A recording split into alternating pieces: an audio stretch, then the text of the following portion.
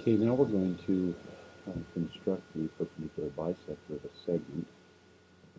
We'll do this following the same procedure we did using the traditional tools.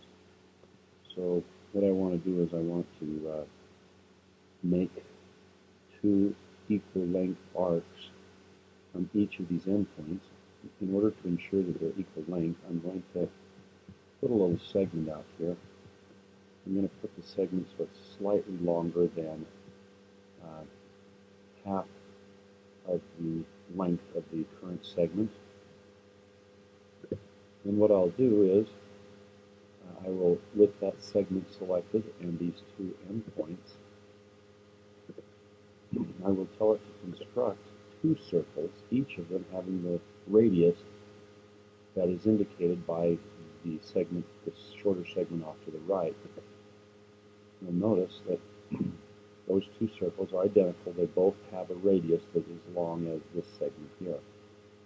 And now all I've got to do is put points at the intersection of those two circles and then grab me a line and place it through those two points.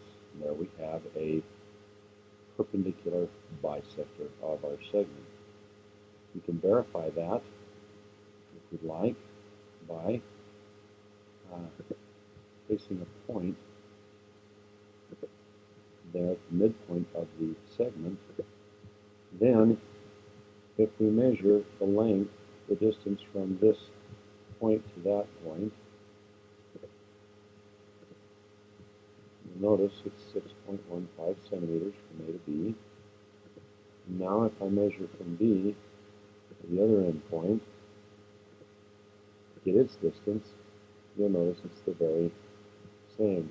And because I've constructed this using the appropriate means, I can actually take this circle, or this segment, and I can move it around. I can,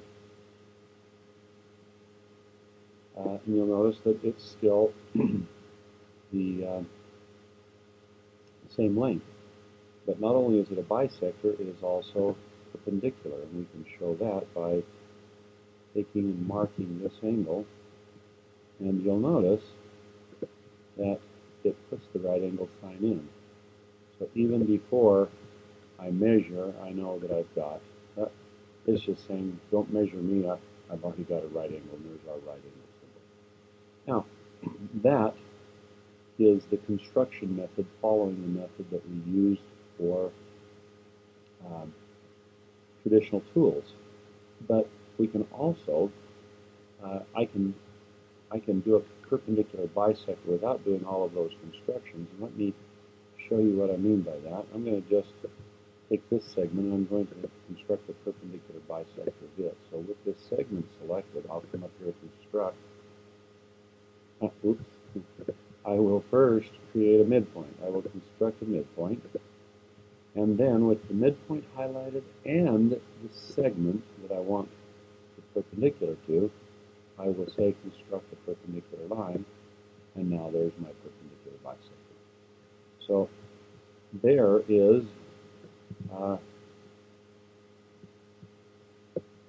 a second way to do it that doesn't really use the principles we learned with the traditional tools. Rather, it takes the power of Sketchpad and just